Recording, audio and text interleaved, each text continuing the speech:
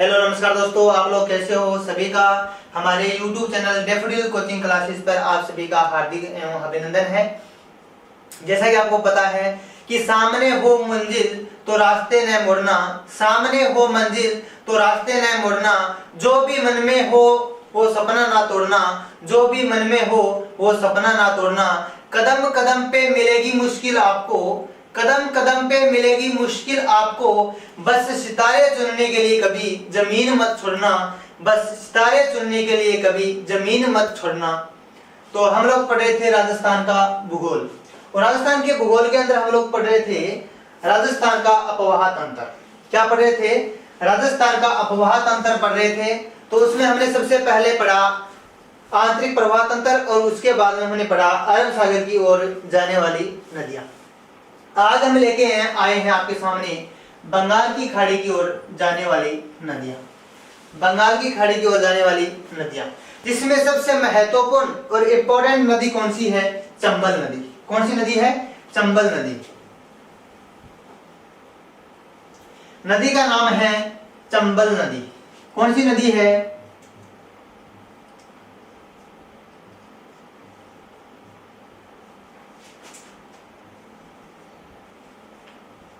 चंबल नदी। नदी का नाम क्या है? चंबल नदी। देखिए, सबसे पहले हम चर्चा करेंगे कि चंबल नदी का उद्गम कहां से होता है, क्योंकि सबसे पहले हमारे सामने यही पॉइंट है कि चंबल नदी का उद्गम कहां से होता है। तो सबसे पहले हम देखेंगे कि चंबल नदी का उद्गम कहां से होता है। देखिए, चंबल नदी का उद्गम कहां से होता है, तो यहां है अपना मध्य प्रदेश। कौन सा राज्य है?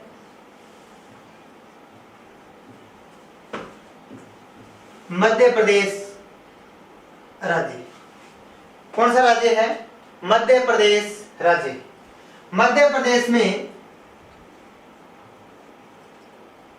महू नामक स्थान से, यानी महू नामक स्थान से एक नदी का उद्गम होता है, और उस नदी का नाम क्या है? चंबल नदी। क्या नाम है?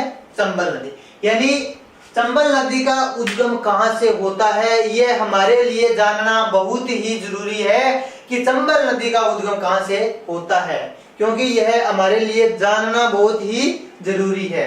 जानना, यानी जनापाव की पहाड़ी, जनापाव की पहाड़ी। मैं से क्या?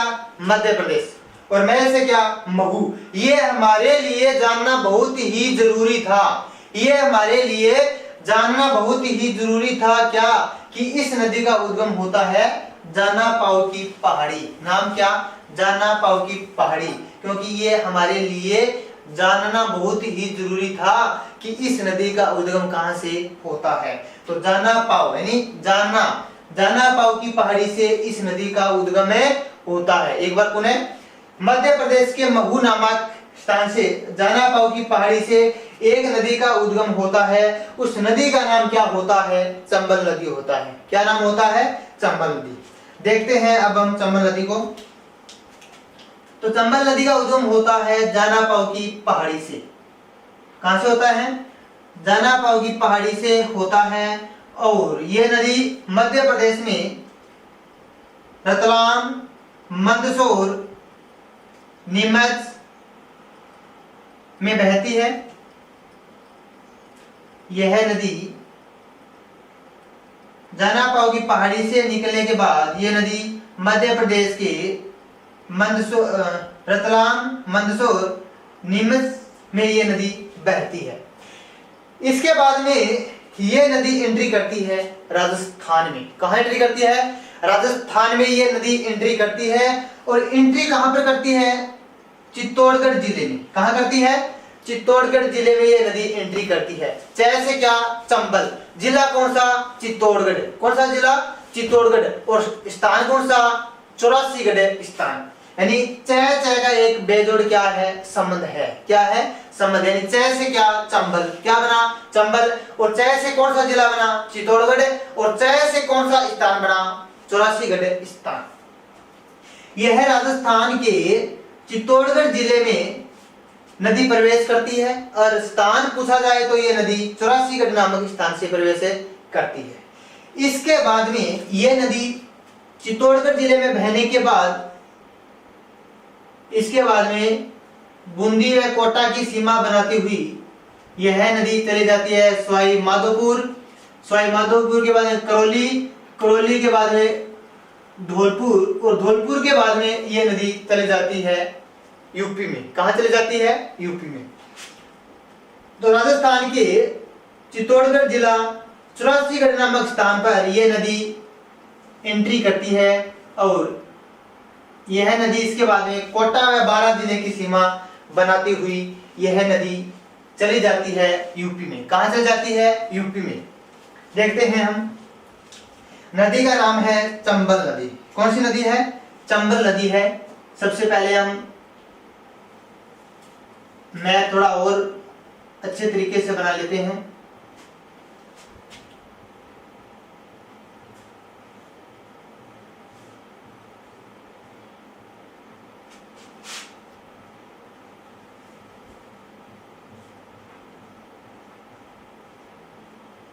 हाँ, तो मध्य प्रदेश के महू जिले से जाना पाओ की पहाड़ी से एक नदी का उद्गम होता है। उस नदी का नाम क्या होता है? चंबल नदी नाम होता है। क्या होता है? चंबल उसका नाम होता है। मंदसौर, रतलाम और नीमच से यह नदी बहने के बाद ये राजस्थान में एंट्री कहां करती है? 84गढ़ नामक स्थान। तो कुछ जिलो कौन सो? तो जिलो यमुना कौन सो? चित्तौड़गढ़ जिला। कौन सा जिला है? चित्तौड़गढ़ जिला। यानी 84गढ़ नामक स्थान से ये राजस्थान में ये एंट्री करती है, और जिले का नाम कौन सा है? चित्तौड़गढ़। कौन सा जिला? चित्तौड़गढ़। इसके बाद में ये नदी कोटा व बूंदी की सीमा बनाती हुई ये नदी सवाई माधोपुर में चली जाती है। उसके बाद में करौली व इसके बाद में धौलपुर, धौलपुर के बाद में ये नदी चली जाती है यूपी में। कहां चली जाती है? यूपी में ये नदी चली जाती है, और यूपी का जिला कौन सा होता है? इटावा। कौन सा? इटावा जिला के मुरादगंज स्थान पर, मुरादगंज स्थान पर यह नदी किस नदी में जाती है? यमुना नदी में मिल जाती है। नदी का नाम क्या है? यमुना नदी। और यमुना नदी के बारे में आप भारत का भूगोल है उसमें जो हमारे सर सुखदेव जी सर पढ़ा रहे हैं, वहां पर आप यमुना नदी व गंगा नदी को आप बहुत ही अच्छे तरीके से आप समझ सकते हो। तो आप यमुना व गंगा नदी के बारे में अधिक जानकारी के लिए आप सुखदेव जी सर का जो वीडियो है उसको आप देखें, पूरे डिटेल के साथ देखें उनको वीडियो को आप। तो हम लोग पढ़ रहे थे कि चंबल नदी है वह इटावा यूपी उत्तर प्रदेश में मुरादगंज नामक स्थान पर यह नदी यमुना नदी में मिल जाती है। किस नदी में? यमुना नदी में मिल जाती है। और यमुना नदी किस में मिलती है? गंगा नदी में मिलती है। किस नदी में? गंगा नदी में अपना जल गिराती है, और गंगा नदी अपना जल लेकर कहां जाती है? अरब सागर में। कहां पर? अरब सागर में। एक बार पुनः देखिए, मध्य प्रदेश के महू जिले से जाना पाओ की पहाड़ी से एक नदी का उद्गम होता है, और उस नदी का नाम चंबल होता है। क्या होता है? चंबल होता है। वह रतलाम, मंदसौर व नीमच में यह नदी बहने के बाद राजस्थान में एंट्री करती है। 84गढ़ नामक स्थान चित्तौड़गढ़ जिले से यह नदी राजस्थान में प्रवेश करती है। कहां प्रवेश करती है? राजस्थान में यह प्रवेश करती है। इसके बाद में कोटा व बूंदी जिले की सीमा बनाती हुई ये नदी चली जाती है सवाई माधोपुर। इसके बाद में चली जाती है कहां पर ये नदी? करौली, और इसके बाद में धौलपुर। धौलपुर के बाद में ये नदी चली जाती है कहां पर? कहां पर चली जाती है? यूपी में। यूपी में इटावा जिला मुरादगंज स्थान पर यह नदी यमुना नदी में मिल जाती है। किस नदी में? यमुना नदी में मिल जाती है। और यमुना नदी गंगा नदी में अपना जल गिराती है, और गंगा नदी अपना जल कहां लेकर जाती है? बंगाल की खाड़ी में लेकर जाती है। बंगाल की खाड़ी में अपना जल लेकर जाती है। तो ये है चंबल नदी के बारे में कुछ महत्वपूर्ण जानकारियां। अब हम देखेंगे कि चंबल नदी को और अन्य किस नाम से जाना जाता है। एक बात सीधी है कि हर राजस्थान में अपना क्या है कि हर के क्या है 2 नाम है। हर चीज हर लड़के हो चाहे लड़कियां हो, उनके क्या है हर के 2 नाम होते हैं। जैसे घर में कालिया धोलिया, तो ये नाम होता है। तो वैसे चंबल नदी को वेदों में क्या कहा गया है? वेदों में इसे कहा गया है दोस्तों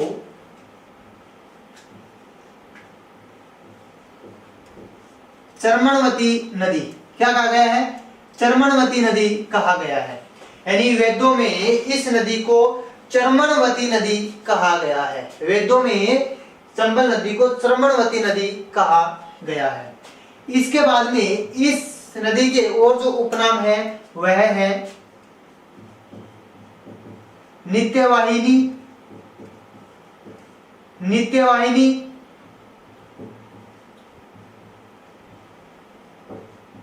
कामधेनु। यानी चंबल नदी को वेदों में कहा गया है चर्मणवती नदी। क्या कहा गया है? वेदों में से चर्मणवती नदी कहा गया है। और इस नदी को उपनाम और भी है जिसे नित्यवाहिनी कहा जाता है, कामधेनु भी कहा जाता है, वह बारहमासी नदी भी कहा जाता है। बारहमासी नदी भी इस नदी को कहा जाता है। इसके बाद में हम देखेंगे कि जो चंबल नदी है, चंबल नदी राजस्थान के 6 जिलों से बहती है। चंबल नदी का जो प्रवाह क्षेत्र है राजस्थान के 6 जिलों में है। कितने जिलों में? 6 जिलों में है। सबसे पहले चित्तौड़गढ़ जिला,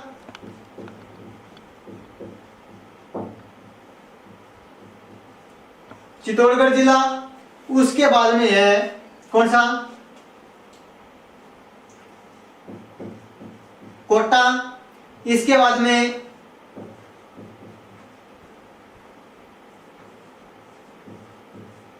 बूंदी, इसके बाद में सवाई माधोपुर,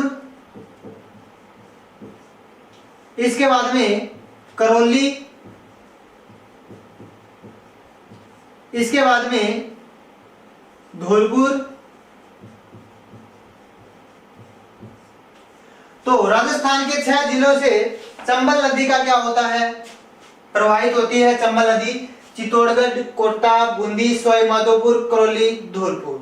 यानी चित्तौड़गढ़ से आती हुई ये कोटा चली जाती है। कोटा, बूंदी, सवाई माधोपुर, करौली वाया धौलपुर होते हुए नदी किस नदी में मिल जाती है? यमुना नदी में मिल जाती है। और यमुना नदी किस में मिल जाती है? गंगा नदी में। और गंगा नदी अपना जल लेकर जाती है बंगाल की खाड़ी में। कहाँ लेकर जाती है? बंगाल की खाड़ी में। तो राजस्थान के 6 जिलों में चंबल नदी प्रवाहित होती है। इसके बाद में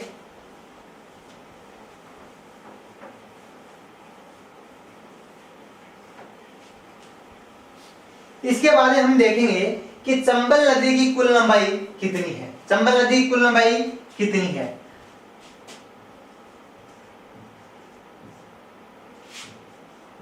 कुल लंबाई की हम बात करें तो चंबल नदी की कुल लंबाई है 1051 किलोमीटर। कितनी है? 1000 किलोमीटर, 1051 किलोमीटर। वह राजस्थान में है 322 किलोमीटर। दोस्तों यह है सरकारी सर्वे के आधार पर, सरकारी सर्वे के आधार पर कितना है? 1051 किलोमीटर इसकी लंबाई है। वह 322 किलोमीटर है राजस्थान में इस नदी की क्या है लंबाई। ये तो है सरकारी सर्वे के आधार पर, आपको इसको थोड़ा ध्यान में रखना है। बाकी किताबों में क्या है कि इस नदी की कुल लंबाई है 966 किलोमीटर। कितनी है? 966। कई किताबों में 965 भी लिखी हुई होती है, 965 किलोमीटर। और राजस्थान में हम बात करें तो है 135 किलोमीटर। यानी कुल लंबाई कितनी है? 966 या 965 किलोमीटर। और राजस्थान में कितनी है? 135 किलोमीटर।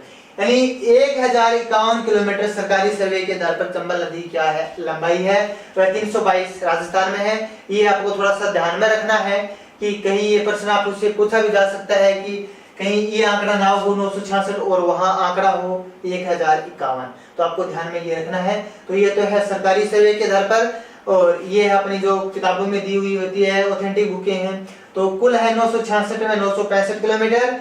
और राजस्थान में है 135 किलोमीटर। कितने हैं? 135 किलोमीटर।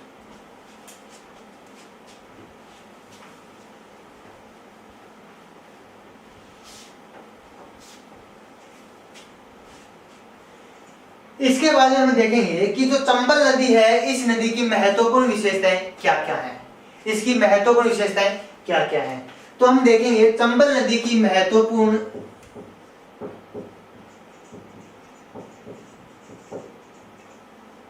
विशेषताएं क्या क्या है।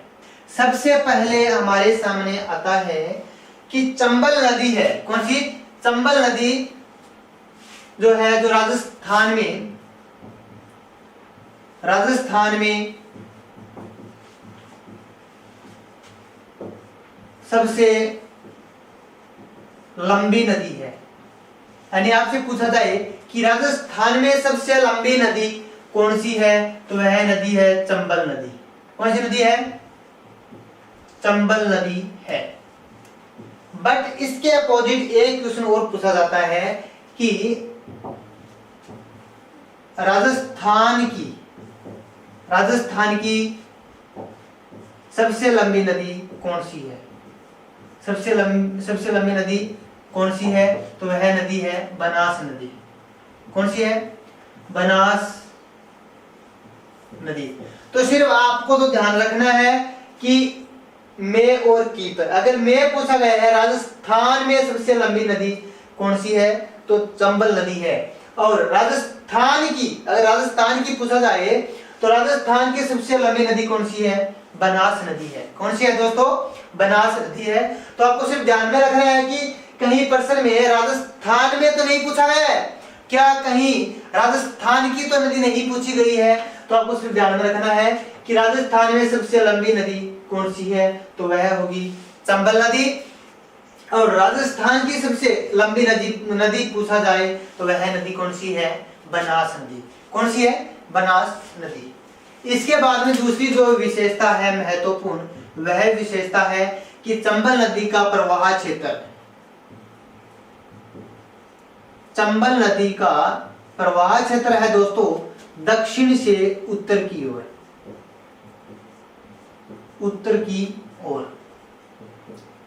यानी आपसे पूछा जाए कि चंबल नदी का प्रवाह क्षेत्र किस ओर है, तो आपको क्या बताना है कि दक्षिण से उत्तर की ओर चंबल नदी का क्या है? प्रवाह क्षेत्र है।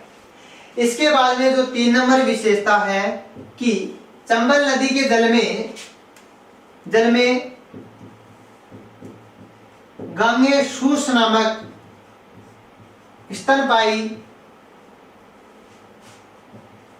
जलीय जीव पाया जाता है। जलीय जीव पाया जाता है। क्या नाम है उसका?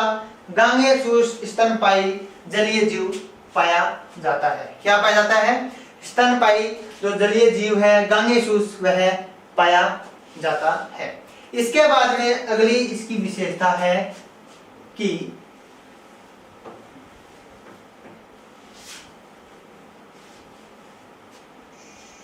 बीहड़ क्षेत्र के लिए कौन सी नदी जानी जाती है? किस क्षेत्र के लिए? बीहड़ क्षेत्र के लिए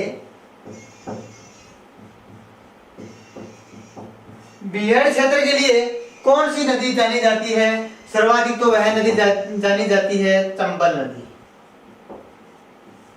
कौन सी नदी जानी जाती है? चंबल नदी। यानी आपसे पूछा जाए कि बीहड़ के लिए सर्वाधिक प्रसिद्ध नदी कौन सी है, बीहड़ क्षेत्र के लिए जाने वाली नदी कौन सी है? चंबल नदी है। कौन सी नदी है? चंबल नदी है। इसके बाद में इसकी जो विशेषता है कि चंबल नदी सर्वाधिक स्थायी जल वाली नदी है। चंबल नदी सर्वाधिक स्थायी जल वाली क्या है? नदी है। सर्वाधिक स्थायी जल वाली नदी कौन सी है? चंबल नदी है। इसके बाद में चंबल नदी है, चंबल नदी 15वें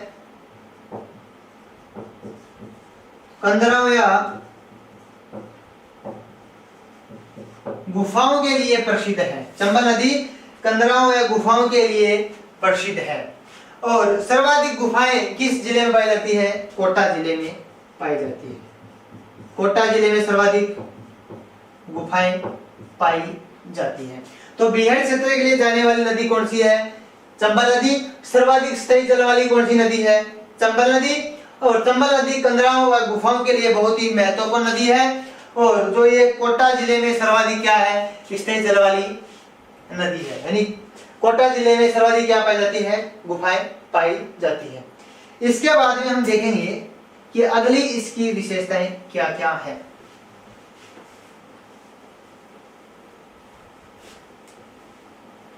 चंबल नदी के किनारे, किसके किनारे, चंबल नदी के किनारे कोटा शहर,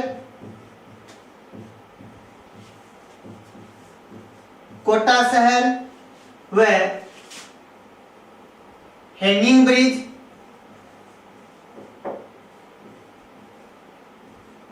हैंगिंग ब्रिज जिसे झूलता हुआ पुल कहा जाता है, झूलता हुआ क्या कहा जाता है, पुल कहा जाता है, यानी हैंगिंग ब्रिज और कोटा शहर, चंबल घड़ियाल अभयारण्य, चंबल घड़ियाल अभयारण्य इसी नदी के किनारे स्थित है। यानी कोटा शहर, हैंगिंग ब्रिज जिसे झूलता हुआ पुल कहा जाता है और चंबल घड़ियाल अभयारण्य इसी नदी के किनारे है। तो आपसे पूछा जाए कि कोटा शहर, हैंगिंग ब्रिज जिसे झूलता हुआ पुल कहा जाता है वह चंबल घड़ियाल अभयारण्य इसी नदी के किनारे स्थित है। इसके बाद में हम देखेंगे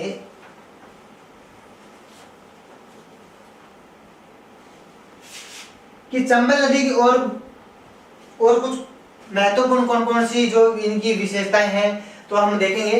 तो दोस्तों आप साथ साथ में इस ये जो नदी है इसको आप नोट करते रहें, क्योंकि कहीं ना कहीं ये आपके एग्जाम की दृष्टि से बहुत ही महत्वपूर्ण साबित हो सकती हैं।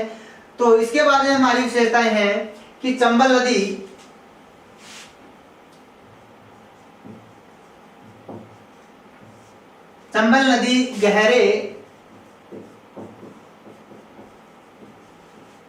गहरे गार्जों में तीव्रता से बहती है। चंबल नदी गहरे गार्जों में यह तीव्रता से बहती है।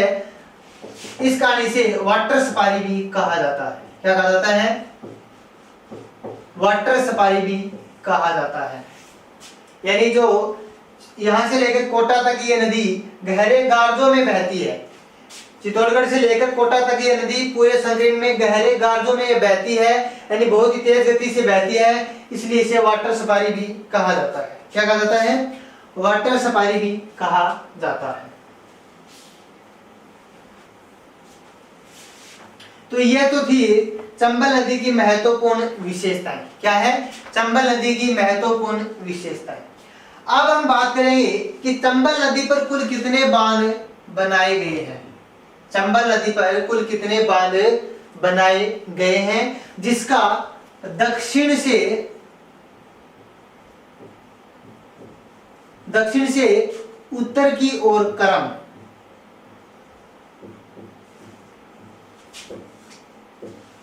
उत्तर की ओर क्रम क्या है? कई बार परीक्षा में यह पूछा जा सकता है कि दक्षिण से चंबल नदी पर स्थित बांधों का दक्षिण से उत्तर की ओर क्रम कौन सा है?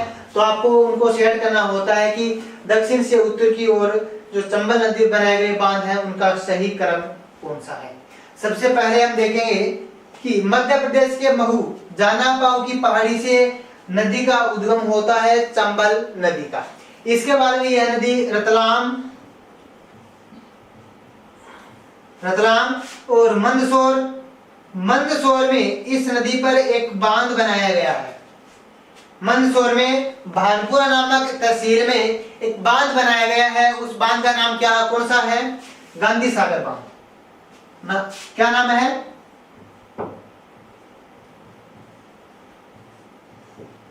गांधी सागर है। गांधी सागर बांध। इसके बाद में यह नदी एंट्री करती है कहां पर? यह नदी एंट्री करती है चित्तौड़गढ़, राजस्थान के चित्तौड़गढ़ जिला चौरासीगढ़ नामक स्थान पर यह नदी प्रवेश करती है। यहां पर रावत भाटा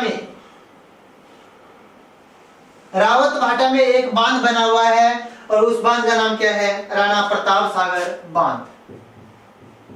राणा प्रताप सागर बांध। राणा प्रताप सागर बांध, बांध का क्या नाम है? यानी सबसे पहले गांधी सागर बांध जो बना हुआ है किसमें? मध्य प्रदेश में भानपुरा तहसील और जिला कौन सा? मंदसौर। इसके बाद में राजस्थान में बना हुआ है राणा प्रताप सागर बांध और इस का नाम क्या है? रावत भाटा। कौन सा? रावत भाटा। और इसके बाद में 3 नंबर जो बांध है वो कौन सा बांध है? वो बना हुआ है कोटा। कहां पर? कोटा जिले में एक बांध बना हुआ है और उस बांध का नाम क्या है? जवाहर सागर बांध। कौन सा बांध है? जवाहर सागर बांध।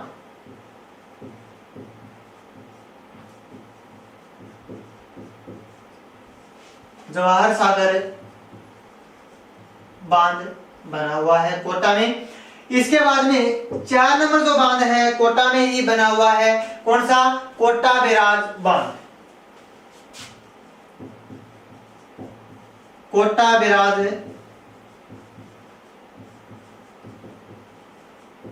बांध। तो चंबल नदी पर मुख्य रूप से 4 बांध बने हुए हैं, जिसे अगर आपसे पूछा जाए कि दक्षिण से उत्तर की ओर चंबल नदी पर बने हुए बांधों का सही क्रम कौन सा है, इसके अपोजिट आपसे पूछा जा सकता है कि उत्तर से दक्षिण की ओर जो बांध है उनका सही क्रम कौन सा है। तो अगर पूछा जाए कि दक्षिण से उत्तर की ओर चंबल नदी पर बनाए गए बांधों का सही क्रम कौन सा है, तो आपको बताना है गांधी सागर बांध, राणा प्रताप सागर बांध, जवाहर सागर बांध और कोटा बैराज सागर बांध।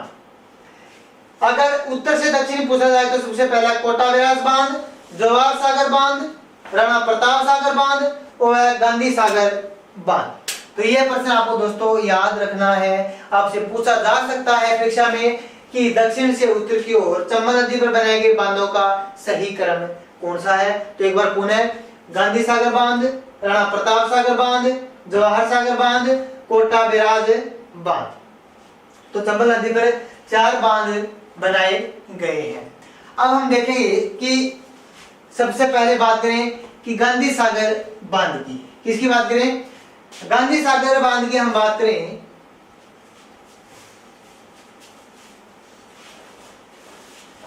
गांधी सागर बांध है, कौन सा बांध है? गांधी सागर बांध है। यह बांध 1953 से 60 के मध्य इस बांध का पुनर्निर्माण करवाया गया था। कब करवाया गया था? यानी 1953 से 60 के मध्य इस बांध का निर्माण करवाया गया था। यहाँ पर 5 इकाइयां लगी हुई है। कितनी इकाइयां? 5 इकाइयां लगी हुई है। 23 मेगावाट की एक, तो टोटल कितना हो गए? 115 मेगावाट। कितने हो गए? 115 मेगावाट। यानी गांधी सागर जो बांध है यह 1953 से 60 के मध्य इस बांध का क्या करवाया गया? निर्माण करवाया गया। और यहाँ पर विद्युत का उत्पादन होता है, यानी 5 इकाइयां है 23 मेगावाट की। 5 × 23 कितना हो गया? 115 मेगावाट यहाँ पर विद्युत का उत्पादन किया जाता है। किसका? विद्युत का उत्पादन किया जाता है। तो ये तो है गांधी सागर बांध। इसके बाद में हम बात करेंगे 2 नंबर है राणा प्रताप सागर बांध। राणा प्रताप सागर बांध, क्या नाम है? राणा प्रताप सागर बांध। राणा प्रताप सागर बांध। इस बांध का निर्माण करवाया गया था कहां पर? रावत भाटा। स्थान का नाम क्या है? रावत भाटा। रावत भाटा। और 1970 में इसका निर्माण पूर्ण करवाया गया था। कब है? 1970 में इसका निर्माण क्या करवाया गया था? पूर्ण करवाया गया था।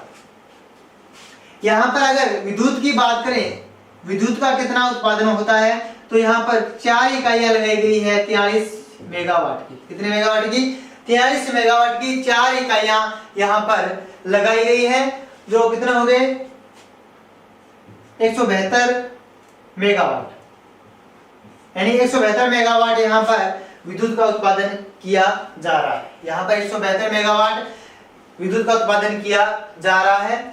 और यहाँ पर प्रथम रावत भाटा में प्रथम परमाणु विद्युत गृह की स्थापना की गई थी।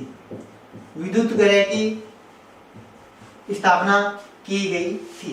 इसके बाद में अगर यहाँ की विशेषताएं और देखें तो यह कहा जाता है कि विश्व में सबसे सस्ता बांध कौन सा है, यही बांध बताया गया है। यानी विश्व में सबसे सस्ता बांध यही बताया गया है। इसके बाद में राजस्थान में जल भंडार की दृष्टि से देखा जाए तो यह सबसे बड़ा बांध है। यानी जल भंडारण की क्षमता, जल भंडारण की क्षमता की दृष्टि से देखा जाए तो राजस्थान का यह सबसे बड़ा क्या है, बांध है। तो राणा प्रताप सागर बांध का निर्माण करवाया गया पूर्ण 1970 ईस्वी में, जो रावतबाटा में स्थित है। यहाँ पर 4 इकाइयां 43 मेगावाट की एक इकाई यहाँ पर लगी हुई है। टोटल 172 मेगावाट यहाँ पर विद्युत का उत्पादन किया जा रहा है। इसके बाद में यहाँ पर प्रथम परमाणु विद्युत गृह यहाँ पर स्थापित किया गया और यह माना जाता है कि विश्व का सबसे सस्ता बांध यही है। और इसके बाद में जल भंडारण की क्षमता देखी जाए तो जल भंडारण की क्षमता इस बांध की राजस्थान में सर्वाधिक है। क्या है, सर्वाधिक है। तो ये हमने पढ़ा राणा प्रताप सागर बांध। इससे पहले हम बात करें कि यहाँ पर एक चूलिया जलप्रपात का निर्माण होता है। किसका होता है, चूलिया जलप्रपात का निर्माण होता है। इधर चित्तौड़गढ़ से एक नदी आती है, उस नदी का नाम क्या होता है, बामनी नदी या ब्राह्मणी नदी या बामनी नदी। यानी चित्तौड़गढ़ के हरिपुरा नामक स्थान से एक नदी का उद्गम होता है, उस नदी का नाम क्या है, बामनी नदी। यह नदी चंबल नदी में मिलने के बाद एक प्रपात का निर्माण होता है, उसका नाम है चूलिया जलप्रपात। चूलिया जलप्रपात जो मात्र 18 मीटर ऊंचा है। कितना है, 18 मीटर ऊंचा है। तो बामनी नदी का उद्गम होता है चित्तौड़गढ़ जिले के हरिपुरा नामक स्थान से इस नदी का उद्गम होता है। वह चंबल नदी में मिलने के बाद एक जलप्रपात का निर्माण होता है, उसका नाम है चूलिया जलप्रपात जो 18 मीटर ऊंचा है। कितना है, 18 मीटर ऊंचा है। तो यह है चूलिया जलप्रपात। इसके बाद में हम देखेंगे 3 नंबर कौन सा है, जवाहर सागर बांध। जवाहर सागर बांध दोस्तों, जवाहर सागर बांध है यह एक पिकअप बांध भी है। जवाहर सागर बांध है यह एक पिकअप बांध भी है। इसका निर्माण पूर्ण करवाया गया था, यानी 1962 से लेकर 1973 के मध्य इस बांध का क्या करवाया गया था, निर्माण करवाया गया था। यानी 1962 से 1973 के मध्य कोटा के बोराबास, कोटा जिले के बोराबास नामक स्थान पर यह बांध बनाया गया है। जवाहर सागर बांध जो 1962 व 1973 के मध्य इसका निर्माण पूर्ण करवाया गया, जो कोटा जिले के बोराबास नामक स्थान पर इसका निर्माण करवाया गया था। यहाँ की हम विशेषताएं की बात करें तो यह एक पिकअप बांध है। कौन सा बांध है, पिकअप बांध है। और यहाँ पर विद्युत का उत्पादन कितना होता है, विद्युत का उत्पादन होता है। यानी यहाँ पर 3 इकाइयां स्थापित की गई है। कितनी इकाइयां, 3 इकाइयां स्थापित की गई है। प्रत्येक इकाई 33 मेगावाट की है। कितनी, 33 मेगावाट की। और टोटल कितना होया, 99 मेगावाट। कितना, 99 मेगावाट। यानी जवाहर सागर बांध 1962 से 1973 के मध्य इस बांध का क्या करवाया गया, निर्माण करवाया गया। और यह कोटा जिले के बोराबास नामक स्थान पर इसका निर्माण किया गया था। और यहाँ पर विद्युत का उत्पादन होता है, 3 इकाइयां हैं, 33 मेगावाट की प्रत्येक इकाई है। और टोटल हो गई 99 मेगावाट यहाँ से विद्युत का उत्पादन किया जा रहा है। इसके बाद में हम देखेंगे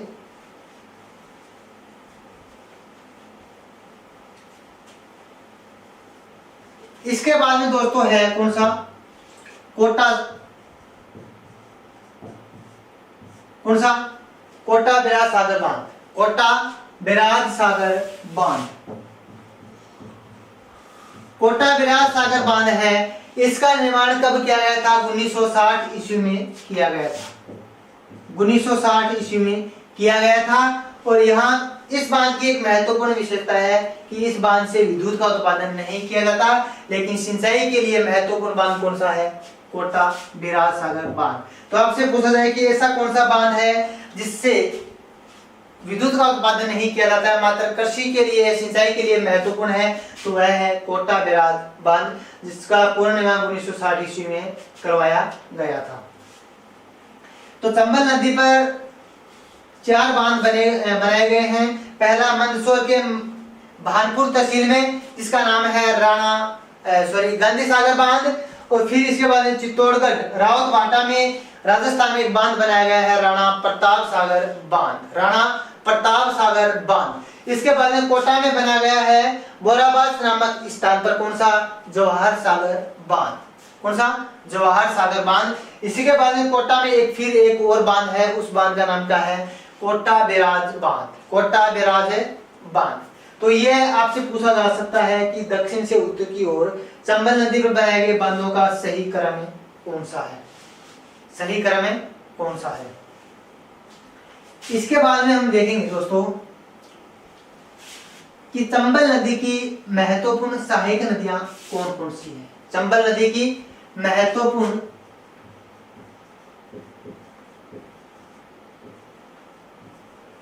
सहायक नदियां कौन कौन सी है। देखिए चंबल नदी की सहायक नदियों में हम बात करें तो सबसे पहले कौन सी नदी, काली सिंध नदी, काली सिंध नदी। सहायक नदियों की हम बात करें तो सबसे पहले हमारे सामने आता है कि चंबल नदी की सहायक नदियां कौन कौन सी हैं। तो सबसे पहले हमारे सामने कौन सी नदी है, काली सिंध नदी। नदी का नाम क्या है, काली सिंध नदी। सबसे पहले हम देखते हैं कि काली सिंध नदी का उद्गम कहां से होता है। काली सिंध नदी का उद्गम कहां से होता है, तो काली सिंध नदी का उद्गम होता है मध्य प्रदेश से। कहां से होता है, मध्य प्रदेश से इस नदी का उद्गम होता है। और मध्य प्रदेश से कहां से, देवास नामक स्थान से। देवास जो जिला है, देवास के बांगली गांव की पहाड़ियों से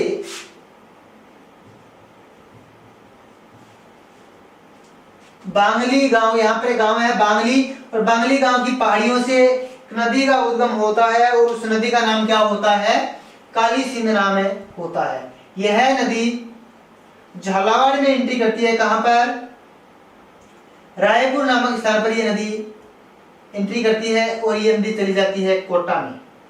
कहां चली जाती है, कोटा में यह नदी चली जाती है। और कोटा में यह नदी नौनेरा नामक स्थान पर, नौनेरा नामक स्थान पर यह नदी चंबल नदी में मिल जाती है। नाम क्या है, कोटा जिले के नौनेरा नामक स्थान पर यह नदियां किस नदी में मिल जाती है, चंबल नदी में मिल जाती है। यानी हमने पढ़ा कि चंबल नदी की सहायक नदियां, सबसे पहले हम पढ़ रहे हैं काली सिंध नदी को। किस नदी को, काली सिंध नदी को। तो सबसे पहले वही हमारे सामने बात निकल कर आती है कि गुरुजी इस नदी का उद्गम कहां से होता है। तो इस नदी का उद्गम होता है मध्य प्रदेश राज्य से, देवास से। बांगली गांव है, बांगली गांव की पहाड़ियों से इस नदी का उद्गम होता है। वह राजस्थान के झालावाड़ जिले के रायपुर नामक स्थान से नदी एंट्री करती है और इसके बाद ये नदी कोटा में बहती हुई ये नदी कोटा के नौनेरा नामक स्थान पे चंबल नदी में मिल जाती है। वह नदी कौन सी है, वह नदी है काली सिंध नदी। उस नदी का नाम क्या है, काली सिंध नदी है, जो देवास के बांगली गांव की पहाड़ियों से एक नदी निकलती है और वह नदी राजस्थान के झालावाड़ जिले के रायपुर नामक स्थान से यह नदी प्रवेश करती है और कोटा जिले में बहने के बाद ये नदी कोटा में नौनेरा नामक स्थान पर चंबल नदी में अपना जल गिराती है। वह नदी ऐसी कौन सी है, तो वह नदी काली सिंध नदी है। कौन सी नदी है, काली सिंध नदी है। तो ये हमने बात की काली सिंध नदी की। इसके बाद हम बात करेंगे आहू संधि, आहू नदी। नदी का नाम क्या है, आहू नदी। नदी का नाम क्या है, आहू नदी। आहू नदी का भी उद्गम कहां से होता है, मध्य प्रदेश से होता है। कहां से होता है, मध्य प्रदेश से इस नदी का उद्गम होता है, मध्य प्रदेश से। सुसनेर नामक स्थान से। मध्य प्रदेश के सुसनेर नामक स्थान से इस नदी का उद्गम होता है। वह झालावाड़ के नंदपुर गांव में यह नदी प्रवेश करती है। कहां पर प्रवेश करती है? नंदपुर नामक गांव में यह नदी प्रवेश करती है। उस नदी का नाम क्या है? आहू नदी। कौन सी नदी है? आहू नदी। आहू नदी का उद्गम होता है मध्य प्रदेश के सुसनेर नामक स्थान से इस नदी का उद्गम होता है। और राजस्थान में ये एंट्री करती है नंदपुर गांव में। कहां पर? नंदपुर गांव में ये एंट्री करती है। और इसके बाद में यह नदी घाघरा झालावाड़ में यह नदी किस नदी में जाती है? काली सिंध नदी में मिल जाती है। किस नदी में? काली सिंध नदी में मिल जाती है।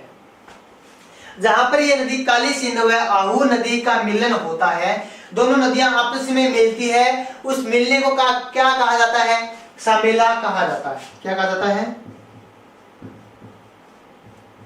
सामेला कहा जाता है। यानी जहां पर आहू व काली सिंध नदियां आपस में मिलती हैं, जहां पर आहू व काली सिंध नदियां दोनों आपस में आकर मिलती है, उस मिलने के स्थान को क्या कहा जाता है? सामेला कहा जाता है। क्या कहा जाता है? सामेला कहा जाता है। आहू व काली सिंध नदियों के संगम पर कौन सा दुर्ग बना हुआ है? गागरोन दुर्ग बना हुआ है। कौन सा दुर्ग है? गागरोन दुर्ग किन दो नदियों के संगम पर बना हुआ है? तो आहू प्लस काली सिंध नदियों के संगम पर कौन सा दुर्ग बना हुआ है? गागरोन दुर्ग बना हुआ है। कौन सा दुर्ग है? गागरोन दुर्ग बना हुआ है। तो यह है कौन सी नदी? आहू नदी। कौन सी नदी है? आहू नदी।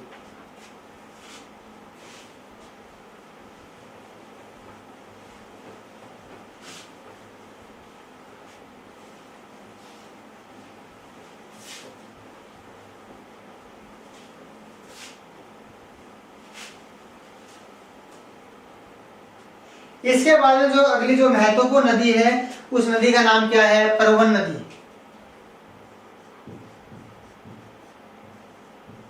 परवन नदी।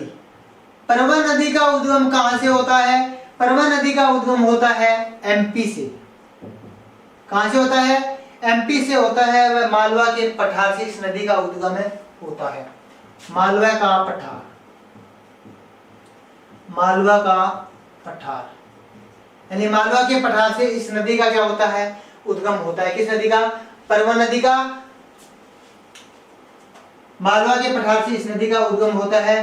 परवन नदी बारां जिले में बहती हुई यह नदी कोटा जिले में आकर किस नदी में जाती है? काली सिंध नदी में मिल जाती है। किस नदी में मिल जाती है? काली सिंध नदी में मिल जाती है। इससे पहले यह नदी अजनार व घोड़ा पछाड़ की दो नदियों की क्या एक संयुक्त धारा है। अजनार व घोड़ा पछाड़ दोनों नदियों की क्या है? एक संयुक्त धारा है। संयुक्त धारा के रूप में कौन सी नदी जानी जाती है? परवन नदी जानी जाती है। यानी घोड़ा पछाड़ व परवन जो ये है अजनार नदी दोनों है, इनकी एक संयुक्त धारा के रूप में कौन सी नदी जानी जाती है? परवन नदी जानी जाती है। इसी नदी के किनारे 12 में एक अभयारण्य स्थित है। कौन सा? शेरगढ़ अभयारण्य। शेरगढ़ अभयारण्य। शेरगढ़ अभयारण्य बहुत ही फेमस है। किसके लिए? सांपों की शरण स्थली। सांपों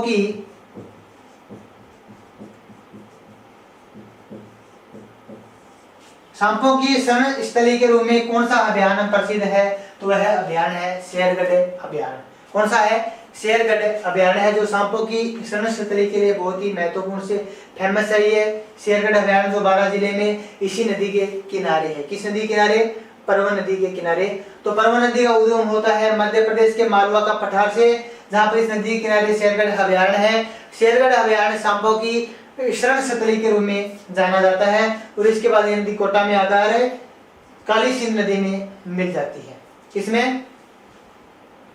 और इसी नदी पर एक दुर्ग बना हुआ है, मनोहरपुर दुर्ग। कौन सा? मनोहरपुर दुर्ग बना हुआ है, वो परवन व काली कोह नदी पर बना हुआ है। इसके बाद में हम देखेंगे अगली जो नदी है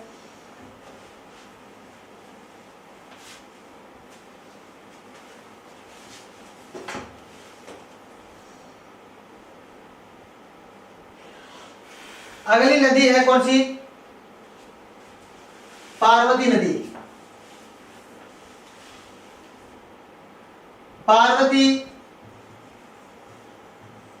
पार्वती नदी का उद्गम होता है मध्य प्रदेश से, सीहोर नामक स्थान से इस नदी का उद्गम होता है। यानी पार्वती नदी का उद्गम होता है सीहोर नामक स्थान से इस नदी का उद्गम होता है। यह नदी यहाँ से निकलने के बाद 12 जिले में प्रवेश करती है और पुनः यह नदी मध्य प्रदेश की सीमा बनाते हुए नदी सवाई माधोपुर के निकट पालिया नामक स्थान पर यह नदी चंबल नदी में मिल जाती है। पार्वती नदी का उद्गम होता है सीहोर नामक स्थान से, जो 12 जिले में बहती हुई पुनः मध्य प्रदेश की सीमा बनाते हुए यह नदी सवाई माधोपुर के पालिया नामक स्थान पर यह नदी मिल जाती है चंबल नदी में। किस नदी में? चंबल नदी में। तो यह है अपनी पार्वती नदी, जिसका उद्गम होता है सीहोर नामक स्थान से। इसके बाद में और देखा जाए कि जो चंबल नदी है यह इधर अपना कौन सा है? एमपी, और इधर है आरजे। यानी इसके बाद में ये नदी 2 राज्यों की सीमा पर यह नदी बहती है। तो 2 राज्यों की सीमा पर बहने वाली कौन सी नदी है? चंबल नदी है। यानी मध्य प्रदेश व राजस्थान की दोनों की सीमा पर यह नदी बहती है। दोनों की सीमाओं पर बहने वाली कौन सी नदी है? चंबल नदी है। और यहाँ से कई बार प्रश्न वो पूछा जाता है कि डांग की रानी किसे कहा जाता है? डांग की रानी कहा जाता है करौली को। तो राजा कौन सी किन है? तो राजा कहा जाता है धौलपुर को। डांग की रानी किसे कहा जाता है? करौली को। और राजा किसे कहा जाता है? धौलपुर को कहा जाता है। किसे कहा जाता है? धौलपुर को कहा जाता है। तो हमने पढ़ा कि चंबल नदी को पढ़ा। चंबल नदी का उद्गम होता है मध्य प्रदेश के महू जिले से जाना पाहु की पहाड़ी से एक नदी का उद्गम होता है। उस नदी का नाम क्या होता है दोस्तों? चंबल नदी होता है। क्या नाम है? चंबल नदी उसका नाम होता है। इसके बाद में ये रतलाम मंदसौर में इस नदी पर बांध बनाया गया है। कौन सा? गांधी सागर बांध। इसके बाद में ये नदी नीमच से ये नदी 84गढ़ चित्तौड़गढ़ राजस्थान में प्रवेश करती है, जहां पर रावत भाटा में इस नदी पर राणा प्रताप सागर बांध बनाया गया है। कौन सा बांध? राणा प्रताप सागर बांध बनाया गया है। इसके बाद में कोटा व बूंदी की सीमा पर यह नदी बहती है और इनकी सीमा पर एक बांध बनाया गया है जवाहर सागर बांध। कौन सा बांध है? जवाहर सागर बांध। इसके बाद में यहाँ पर इसी पर एक बांध और बनाया गया है कोटा में, कोटा बैराज सागर बांध। तो ये बांधों का जो क्रम है जो आपको ये याद रखना है कि दक्षिण से उत्तर की ओर इन बांधों का क्रम क्या है, उत्तर से दक्षिण की ओर इन बांधों का क्रम है क्या है। इसके बाद में ये नदी चली जाती है सवाई माधोपुर, करौली व धौलपुर। धौलपुर के बाद में ये नदी चली जाती है उत्तर प्रदेश में। उत्तर प्रदेश का जिला होता है इटावा और मुरादगंज नामक स्थान पर यह नदी यमुना नदी में मिल जाती है। तो प्यारे दोस्तों ये नदी यमुना जो नदी है यह नदी मिल जाती है गंगा नदी में, और गंगा नदी अपना पानी लेकर जाती है बंगाल की खाड़ी में। कहां लेकर जाती है? बंगाल की खाड़ी में। तो ये तो है इस नदी का उद्गम। इस नदी पर जो बांध बनाए गए हैं मैंने आपको बताया है कि सबसे पहले दक्षिण से अगर आपको पूछा जाए तो गांधी सागर बांध, राणा प्रताप सागर बांध, और यहाँ पे चुलिया जलप्रपात भी बनता है बामनी नदी के सहयोग से। और इसके बाद में यहाँ पर ये है अपना जवाहर सागर बांध। इसके बाद में कोटा बैराज सागर बांध। इसकी जो महत्वपूर्ण नदियां हैं सहायक नदियां, आहू नदी का उद्गम होता है कहां से? आहू नदी का उद्गम मध्य प्रदेश से होता है और ये नदी कोटा में गागरोन जागावाड़ जो है वहां पर जाकर ये नदी मिल जाती है। किस नदी में? काली सिंध नदी पर। इन दोनों नदियों का जहां पर संगम होता है उसे कहा जाता है सामेला, और इन्हीं नदियों के संगम पर बना हुआ कौन सा दुर्ग है? गागरोन दुर्ग। कौन सा दुर्ग है? गागरोन दुर्ग बना हुआ है। और काली सिंध नदी का उद्गम होता है देवास नामक स्थान के बांगली गांव की पहाड़ियों से इस नदी का उद्गम होता है। राजस्थान में एंट्री करती है ये रायपुर नामक स्थान से। और इसके बाद में कोटा जिले के नोनेरा नामक स्थान पर ये नदी चंबल नदी में मिल जाती है। इसके बाद में हमने पढ़ा परमा नदी। परवन नदी का उद्गम है यह मालवा के पठार से होता है। बारां जिले में इसी नदी के किनारे शेरगढ़ अभयारण्य स्थित है। कौन सा अभयारण्य? शेरगढ़ अभयारण्य स्थित है, जिसे कहा जाता है सांपों की शरण स्थली। किस अभयारण्य को कहा जाता है? शेरगढ़ अभयारण्य को। इसके बाद पार्वती नदी का उद्गम होता है सीहोर नामक स्थान से, जो एकमात्र ऐसी नदी है जो 2 बार मध्य प्रदेश और राजस्थान की सीमाएं बनाती है। तो वह नदी कौन सी है? पार्वती नदी है। इस नदी की महत्वपूर्ण विशेषता है कि यह राजस्थान में बहने वाली सबसे बड़ी लंबी नदी है। और राजस्थान की सबसे लंबी नदी कौन सी है? बनास नदी है। इसके जल में गांगेसूस नामक स्तनपायी जीव पाया जाता है। स्तनपायी जो जलीय जीव है वह पाया जाता है। यह सर्वाधिक सतही जल वाली नदी है। इसे कामधेनु, श्रमणवती वेदों में कहा गया है। इसे नित्यवाली, बारहमासी नदियां इसे कहा जाता है। यह नदियां यहाँ से लेकर कोटा तक यह गहरे गार्जों में बड़ी तीव्रता के साथ बहती है, इसलिए इसे वाटर स्पारी भी कहा जाता है। यह नदी दक्षिण से उत्तर की ओर बहती है। इस नदी की लंबाई है 966 किलोमीटर और राजस्थान में है 135 किलोमीटर। कितनी है? 135 किलोमीटर। बिहड़ के रूप में जाने वाली कौन सी नदी है? चंबल नदी। कौन सी नदी है? चंबल नदी। और उत्खात स्थलाकृति, इसे कहा जाता है बेडलैंड टोपोग्राफी के रूप में कौन सी नदी जानी जाती है? चंबल नदी। उत्खात स्थलाकृति के रूप में कौन सी नदी जानी जाती है? तो वह नदी है चंबल नदी, जिसे बेडलैंड टोपोग्राफी भी कहा जाता है। क्या कहा जाता है? बेडलैंड टोपोग्राफी भी कहा जाता है। तो आज हमने पढ़ा है चंबल नदी। कौन सी नदी पढ़ी है? चंबल नदी। अगर ये वीडियो आपको पसंद आए तो आप इसे लाइक कीजिए, शेयर कीजिए और चैनल को सब्सक्राइब जरूर करें। तो आप सभी का धन्यवाद दोस्तों। जय हिंद साथियों।